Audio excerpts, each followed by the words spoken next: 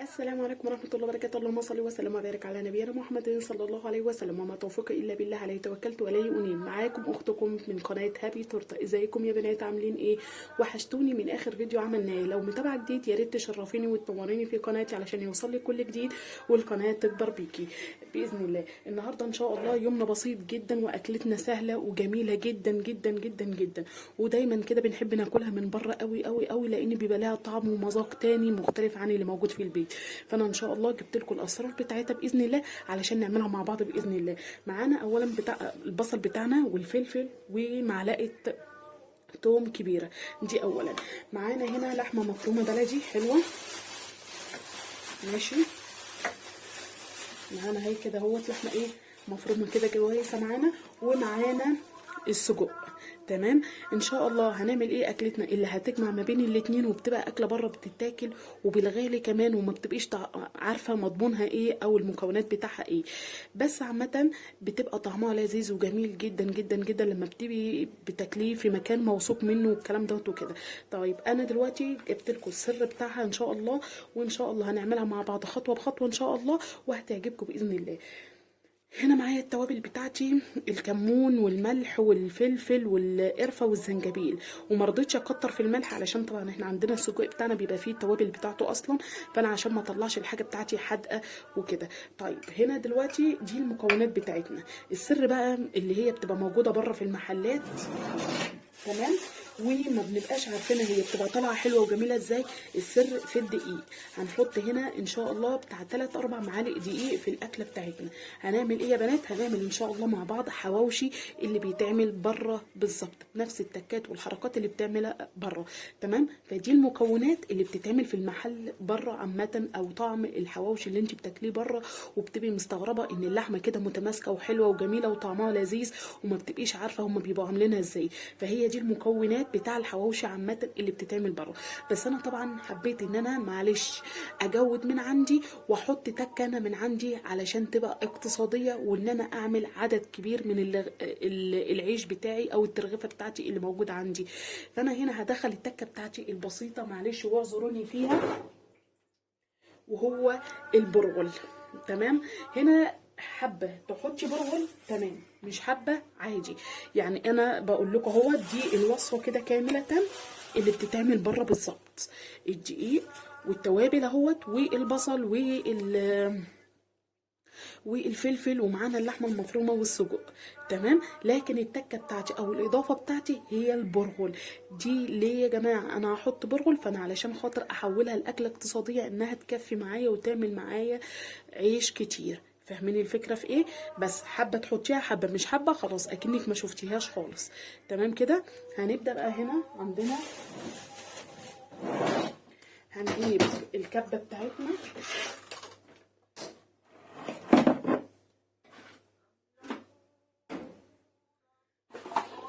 الكبه بتاعتنا هي ماشي، علشان خاطر بس ايه اخرط البصل فيها، ماشي، والحاجات بتاعتنا المكونات بتاعتها، لان انا عايزه البصل بتاعي يكون ناعم، ماشي، ما يكونش يكون ظاهر بس عايزينه يكون ناعم، ما يكونش ظاهر ان هو ايه كبيره او الكلام ده او كده، لا احنا محتاجينها انها تكون ناعمه. فاحنا هنضربها في الكبه علشان ايه تنعم معانا، وفي نفس الوقت برضو يعني ما ننعمهاش قوي. يعني بصوا يا جماعه، خير الامور الوسط افضل حاجه. اهوت هحطهم همت، اخرطهم، او ان انا هضربهم عامه حسب ما انت حابه عامه، ماشي. وهحط البتاع دوت التوم، تمام. هضربها وارجع لكم تاني، خليكم معايا هنضربه مع بعض.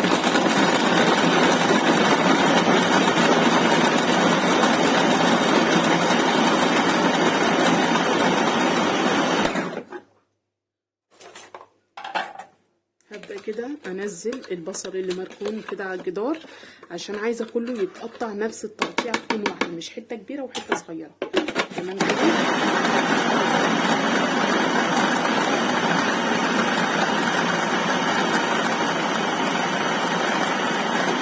كده خلاص. هبدأ ان انا انزل بالتوابل بتاعتي كلها عامه، اللي هي الملح والكمون والفلفل والزنجبيل والقرفه وبهارات اللحمه او اي بهارات عندك، ما تتوقفيش عن حاجه معينه تذاكرها. تمام. وهنا اهوت هجهز معاكم الدقيق اللي انا هحطه.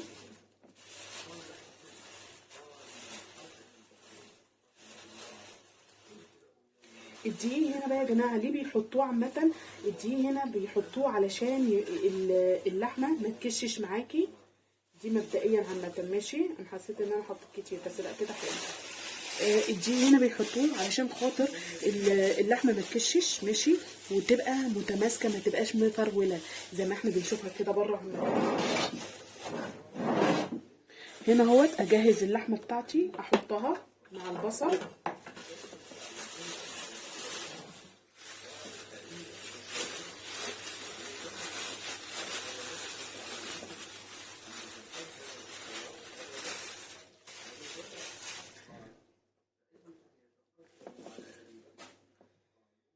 هبدأ كده ايه ادمجها مع البصل، اضربها ضربة.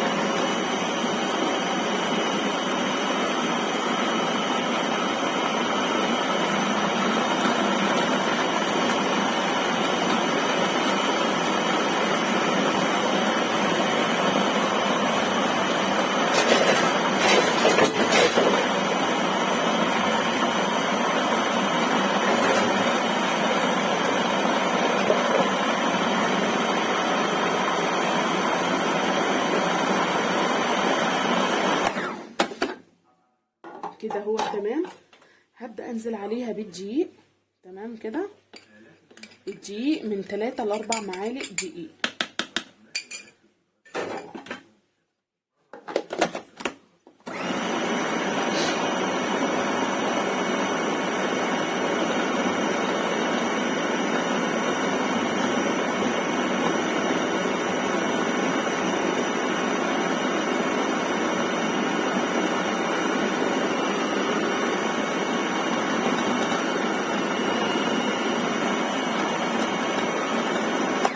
كده خلاص خالص. هنجيب هنا اهوت المقدار التاني بقى، احنا كده ضربناه خلاص. هنا بقى هقطع السجق بتاعي دوت، هقطعه قطع صغيره. ماشي، عايزه تضربيه مع اللحمه المفرومه في الكبه براحتك، بس هي زي ما بيعملوها بره، هم بيعملوها بس كده ان هم بيقطعوها، مش بيضربوها مع اللحمه المفرومه. تمام، فليك هنا حريه الاختيار. لو انت عايزه تنعميها عشان ما تظهرش، طب والهوك اللي هو بيه دوت هيضايقك او كده، لا هي مش هيضايقك ولا اي حاجه. تمام، يعني ما تقلقيش من الموضوع دوت.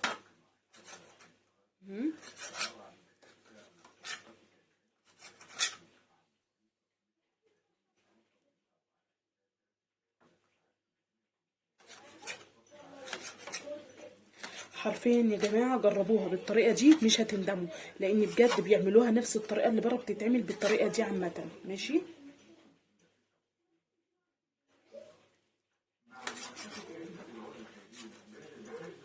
كده كده احنا بايدينا لسه هنعملها ونهرسها بايدينا عامه، علشان خاطر ادخل السجق مع اللحمه المفرومه تطعم من نفس الطعم والكلام دوت وكده.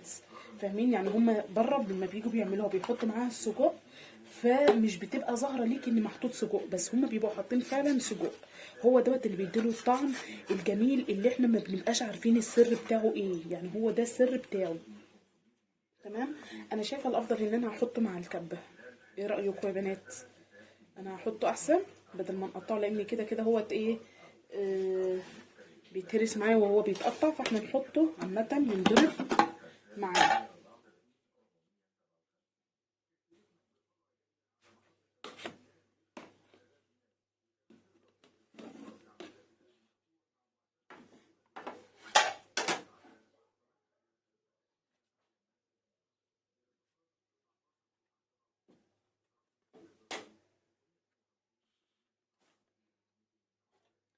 ادي كده اهوت، هنحط المقادير كلها مع بعض.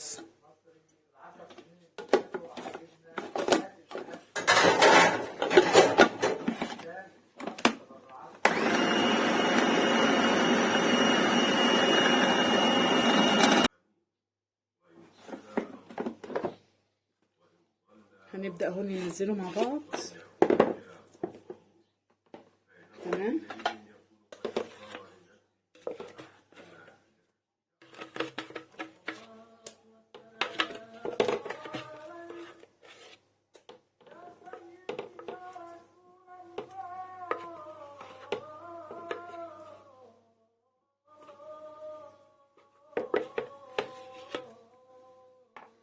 هنا اهو بقى هنبدأ ايه، يعني ننضف الجهاز كده كويس من اللحمة، عشان طبعا حرام ان احنا نسيب فيه اي حاجة عامة.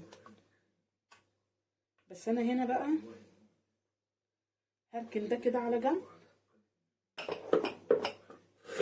بصوا بقى، هنا بقى كده احنا يعتبر الحواوشي كده انتهى خالص، يعني كده المرحله بتاعته انتهت خالص. بالنسبه للي بيتعمل بره كده ما ينفعش ان يتحط عليه اي تكات تانية، لكن التكه اللي انا هحطها ديت البرغل من عندي انا، علشان خاطر عايزه ازود القيمه عندي، وفي نفس الوقت ازود زي ما انا قلت لكم تكون اقتصاديه، وفي نفس الوقت ازود عدد العيش عامه. فاهمين الفكره في ايه؟ انا هنا اهوت بعصر كويس. بصوا بعصر كويس البرغل علشان هطحنه وانعمه في الكبه اهو،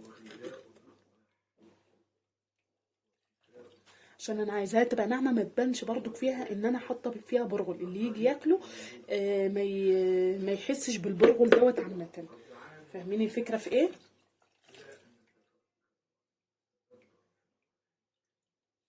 اهو انا كده ايه يبقى نعمه اهو جامد.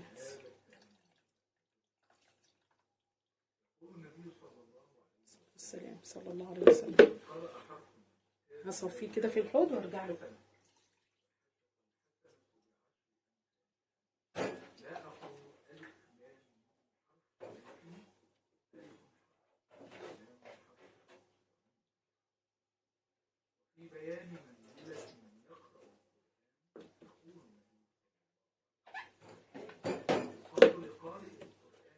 اغسل ايدي، معذرة كنت بس بغسل ايدي. ابدا اهوت، نبدا بقى اهوت ايه ننعم البرغل بتاعنا علشان خاطر زي ما قلنا ايه ما يظهرش الطعم عامه.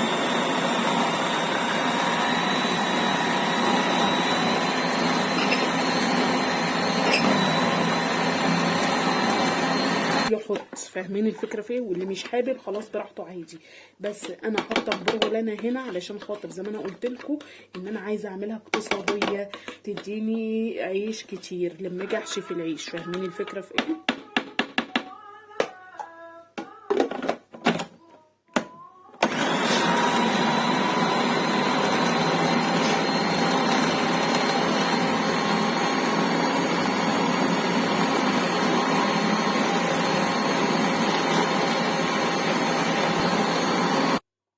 كده انا نعمتها خلاص يا جماعه اهو زي ما انتم شايفين. كده بقت كويسه تمام. المهم ان انت قبل ما تيجي تعملي الحواوشي ده عامه بالفكره ديت، فانت لازم تكوني ناقعه البرغل دوت قبليها مثلا بساعتين 3. فاهمين؟ عشان خاطر لما تيجي تنعميها تنعم معاكي بسهوله وما تاخدش منك كهرباء كتير في الطحن والكلام دوت وكده. فاهمين الفكره؟ وننضف بس حوالينا.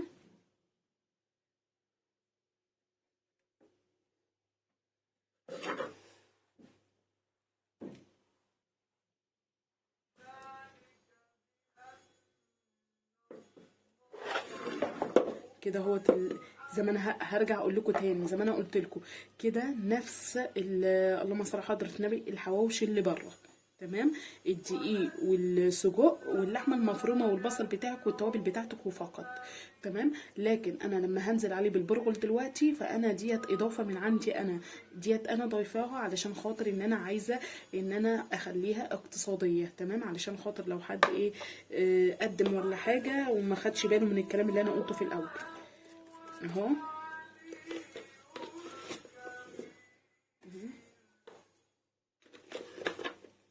وانا لما جيت اهو احط البرغل انا ما زودتش كتير، هو كوبايه واحده بس على مقدار يعني كان نص كيلو سجق ونص كيلو لحمه مفرومه يعني كيلو، فانا يعتبر حطيت كوبايه برغل فقط. فاهمين الفكره في ايه؟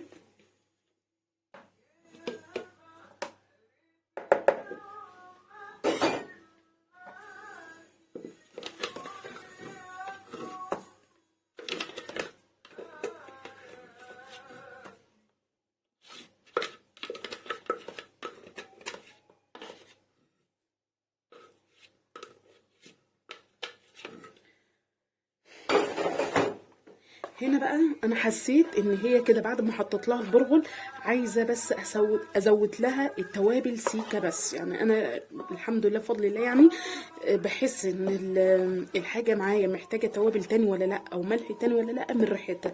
فهي محتاجه بس ملح سيكه، ومحتاجه ان انا افوقها بس ايه ببعض التوابل بسيط بس زي القرفه والزنجبيل بس فقط، مش هحط ازيد من كده. تمام. فبما ان انا بقى هو هحط لسه توابل، فمش هقلب الا لما ايه احط حاجتي اللي انا عايزاها. اهو حاجه بسيطه بس كده.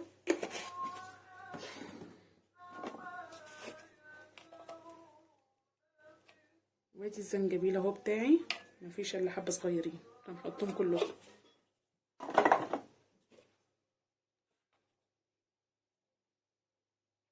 وادي القرفه، وما تقلقيش من القرفه لان اللحمه هنا اللحمه عامه بتحب القرفه والزنجبيل، يعني ما تقلقيش من القرفه خالص. اللي تخافي منه في اللحمه الكمون، لانها لو كترت منه يمرر لك اللحمه على طول. فاهمين الفكره في ايه؟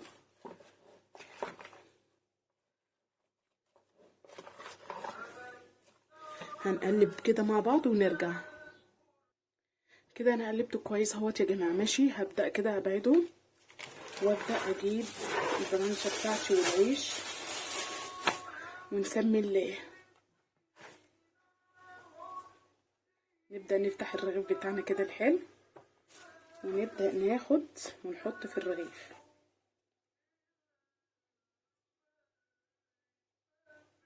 تمام. هبدا اهوت ان انا ايه افرده كده بايدي اكني بفرد عجينه بالظبط. كده اتفردت وبقت جميله ما شاء الله. بصوا واخده رق قد ايه، السمك قد ايه يا جماعه. فكده بقت تمام الحمد لله. نبدا ناخد الرغيف اللي بعده.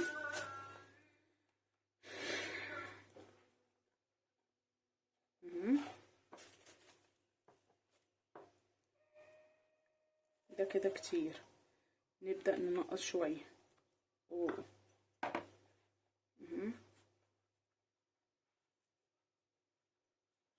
ابدا افرده اهو زي ما انتم شايفين اكنه عجينه بالظبط. هو بيرقق معاك. بصوا الرغيف حلو وتقيل.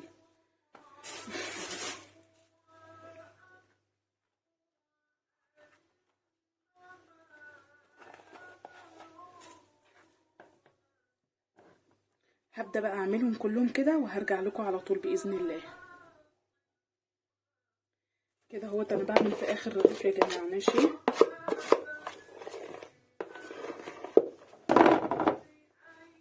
هناخد كل حاجه فيها، مش هنسيب فيها فتفوته.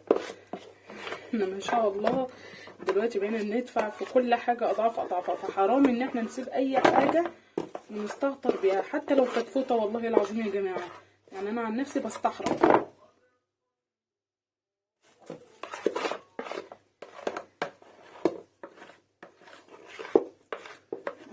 كده خلاص الحمد لله. هو خدتهم كلهم ما سبتش اي حاجه اهوت. هبدا اهوت وهاخد اهوت برضو الحواف كده وانضف المعلقه بتاعتي كويس عشان حرام. بص اروح اخده من هنا يطلع لي من هنا، سبحان الله. اعمل ايه طيب؟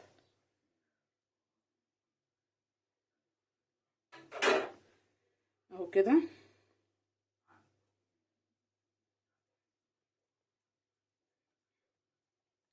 اخر رغيف ده يا جماعه بيبقى رغيف قنبله. ليه؟ اولا انت مش هينفع تسيبي شويه صغيرين دولت، هتوديهم فين؟ هتسيبهم يترموا؟ فلا، فاخر رغيف ده بيبقى بسم الله ما شاء الله واخد البركه كلها. تمام. تعالوا بقى هنا هنعد كام رغيف. ادي كده ايه، واحد ما شاء الله الله اكبر، اتنين، تلاتة، اربعة، خمسة، ستة، سبعة، تمانية، تسعة، 10، 11، 12، 13 رغيف. هنا بقى تقدري ان انت تقسميهم وتعينيهم في الفريزر. ماشي بالظبط اهو. لو انت مثلا مش هتعمليهم هتقسميهم على نصين. هقولك التخزين ازاي بقى. ادي اهوت مثلا هنعين في الفريزر. ماشي، بس انا ان شاء الله مش هعين في الفريزر، يعني هعمله كله. دي واحد، اتنين، ادي 6. ماشي. فيتعانوا في الكيس اكنك عاينه عيش خالص عادي في الفريزر كده اهو. ماشي. وبتقفليه كويس وبتعينيه في الفريزر. تمام. تاني يوم هتطلعيه وهو متلج هتفرديه وتدخليه الفرن على طول. ماشي. بس لازم تكوني انت عايصاه زيت قبل ما تشيليه كمان. لازم تكوني عايصاه زيت قبل ما تشيليه وتغلفيه بالزيت. طب ازاي تغلفي الزيت؟ معاكم خطوه بخطوه اهو. تخليكم معايا بس اجيب الصينيه علشان اعرفكم ازاي نغلفه بالزيت. كده انا هوريكم اهوت ان شاء الله ازاي انا بعملها بطريقتين. الطريقه الاولى ان انا الصاجه دي انا مخصصاها للحواوشي، بسوي فيها الحواوشي. تمام. بعمل ايه بقى علشان خاطر تطلع نفس نتيجه اللي بره وما تاخدش مني وقت وفي نفس الوقت ما تاخدش مني مجهود. والفكره دي بصراحه انا برجحها لاني فعلا انا فضلت عليها فتره طويله بعملها بالطريقه دي وكانت تحفه وجميله وكل حاجه. بس الفكره بقى هنا ان انا في عندي فريق بيحبوا بالدهن مثلا او بالليه، وفريق تاني ما بيحبوش الا بالزيت، ان هو ما بيبقاش ظاهر فيها الليه او الدهن. فانا من ضمن الفريق اللي بحب بالليه او بالدهن، فبروح مسوياها على النار من فوق. تمام. اما ديت هتخش الفرن. دي حلاوتها بقى ان انت بتدخلي كام رغيف مع بعضه الفرن. ماشي. وتروحي بعد مثلا 10 دقايق ربع ساعه حسب ما لو الفرن بتاعك درجته عاليه وحلوه، فانت بتروحي بقى ايه داخله وفاتحه الفرن عشان تبصي عليه. فتبداي ان انت تقلبيه ان ياخد وش من على جهه ووش والجهه التانيه ياخد وش، ويبقى كده انتهت خلاص ونجحت ومية مية. تمام. فانا هنا ببدا احط الزيت بتاعي في الصاجه اللي انا هعمل فيها. تمام كده خلاص. تمام. هنا بقى بعمل ايه؟ ادي الرغيف ببدا اعمله كده وكده. تمام. واحطه. تمام اهو. ولو عايز تاني بحط، يعني هو لو انا لقيته شرب فبحط برضك اهو. يعني هو كده عايز تاني.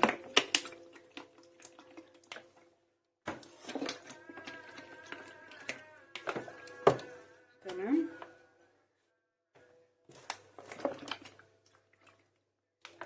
مش هكتر برضك لان انا كده كده حاطه في الارضيه. فاهمين الفكره في ايه؟ فهو كده كده هيتحمر وهياخد الوش بتاعه الكويس. يعني هو مليان زيت اهو.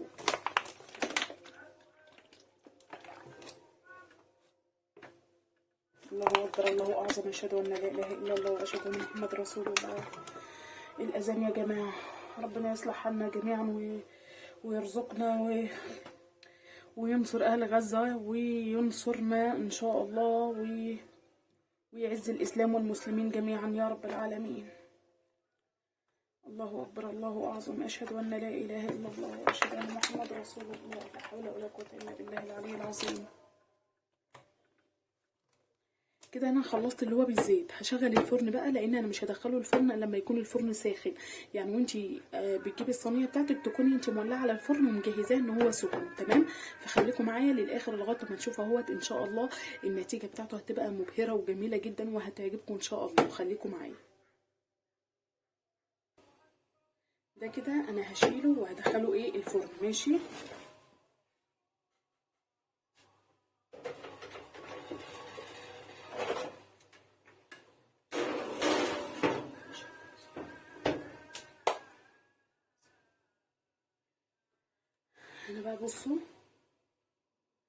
هنا بقى بصوا هنعملها ديت بالليه بتاعتنا عامه او بالدهنه حسب ما انت عندك الموجود هنا بقى بصراحه بطعم لي الحواوشي ان هو فعلا اكنك جايباه بالظبط من بره بالظبط. يعني سبحان الله لما بعمله بالليه او بالدهن بيبقى اكني والله قاعده في محل كبير وبتاكلي احلى حواوشي. يعني بجد بجد بجد بتبقى طعمها جميل جدا ولذيذ جدا.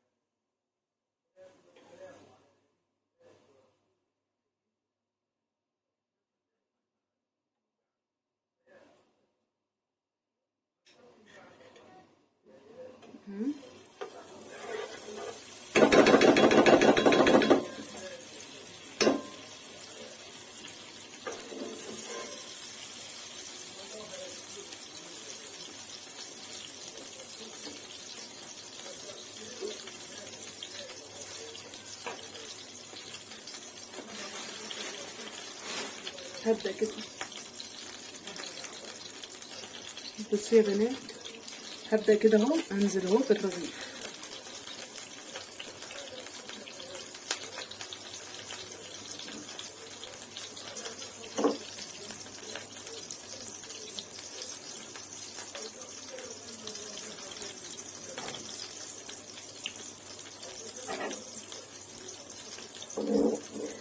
هنا انا مش هقلب فيه يا بنات الا لما هو يكون واخد الوش بتاعه من تحت، علشان انا لو قعدت اقلب فيه كل شويه هيتهري معايا. تمام.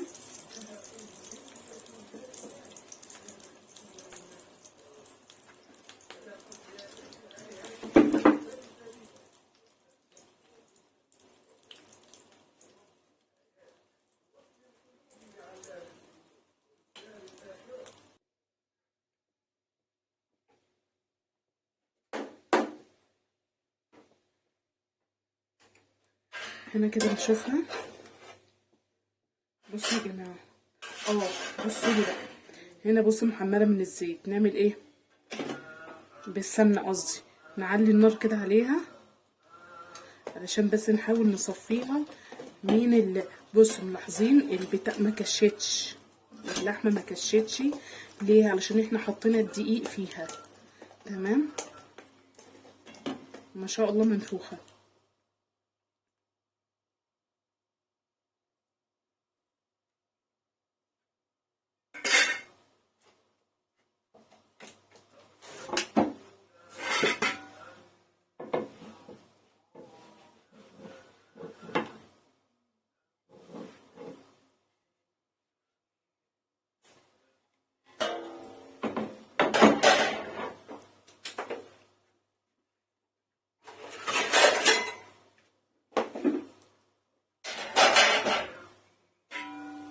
كده اقدر اشيلها اهوت، علشان خاطر انا ايه عليت النار عليها برضو اهوت بنصفي اهو قدامه.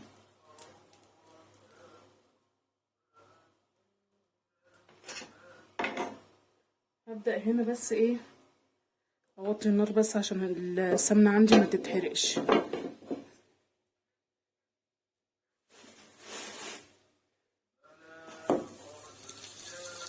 بصوا بقى يا بنات، بصوا اللي انتوا هتشوفوه العظمة ده. بصوا، واو، لا بجد خرافي.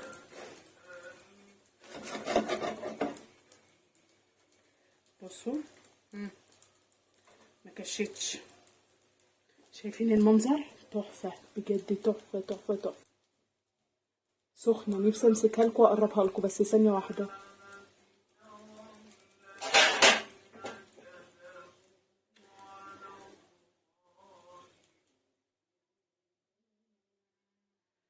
واو، بصوا متماسكة، بصوا متماسكة وما كشتش.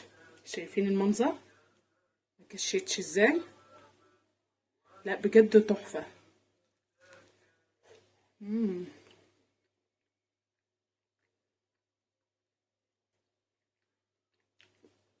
جربوها بجد يا بنات، تحفة تحفة تحفة. ما شاء الله، الله اكبر.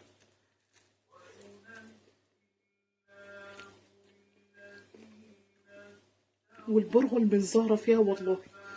وانتي بقى لو انتي حباها مش عايزاها تظهر اكتر من كده، انقعي البرغل من بالليل للصبح، هتكون يعني ايه دابت وبقت كويسه جدا. تيجي بقى بتعصريها كويس من الميه بتاعتها وتضربيها في الكبه، هتكون كويسه جدا جدا جدا.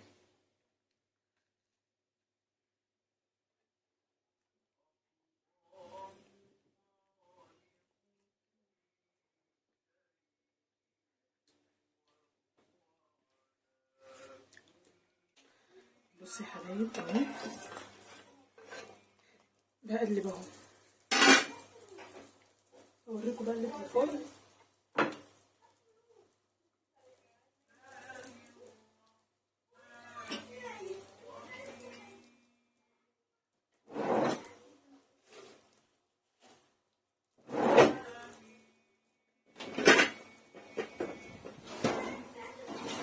انا بوريكم اهوت ايه اللي في الفرن. شايفين؟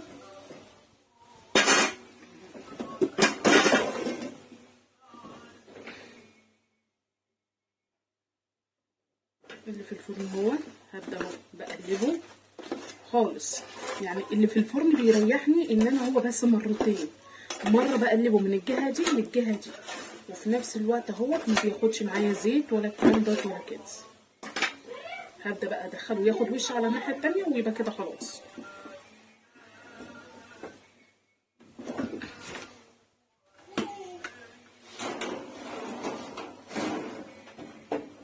الصينيه ما شاء الله تقيله، مش قادره والله اشيلها يا بنات.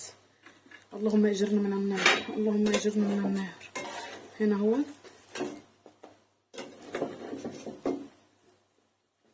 هنا بقى بصوا اللي بطلعه بحطه هنا في حله وبغطي عليه. ليه؟ علشان يفضل طري، ما يصملش معايا ويبقى ناشف اكنه متحمر. يعني انتي اول ما تطلعيه من على النار ابدأي تعينيه او تحطيه هنا عقبال ما تتجمعوا بقى وتحطي وتغرفي وتاكلوا على طول يكون سخن، علشان خاطر كمان لو سبتيه برد هيدهن معاكي ومش هيبقى له طعم. الحواوشي جماله ان انتي تاكليه سخن، بيبقى طعمه هو سخن احلى بكتير، وهو بارد بيبقى والعياذ بالله اكن دهن كده. لا ما بتحبهوش بصراحه، انا بتقرف منه كده. فانا بحبه انا حتى وعيالي بناكله سخن، فانا عشان كده بحطه في الحله دي واغطي عليه يحتفظ بحرارته وفي نفس الوقت بيطرهولي.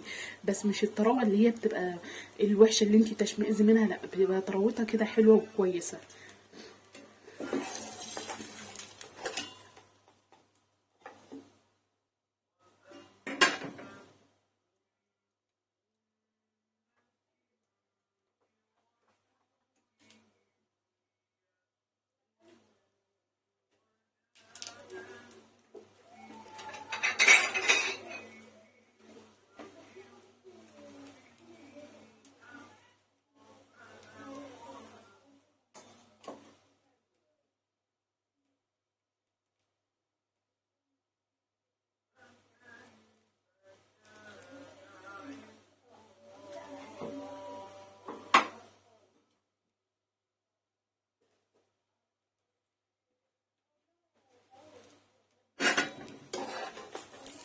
اهو كده كويس. ابدا بس ايه اعمله كده علشان يستوي من الوش التاني كويس برضو وياخد لي وش كده جميل.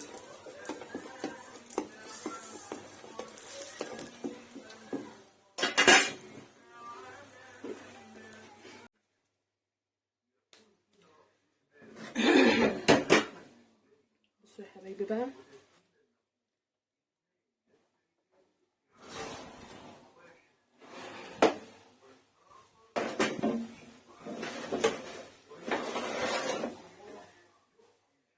كده خلاص تمام. هبدا اهو اشيله علشان ما ينشفش معايا ويصمل اهو.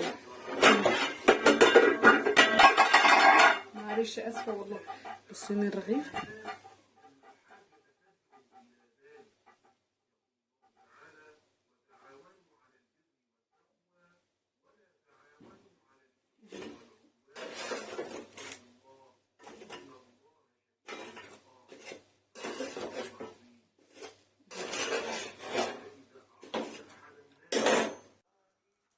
كده اهو تبقى اول حاجه كمان. تمام. هبدا اهو اشيلها.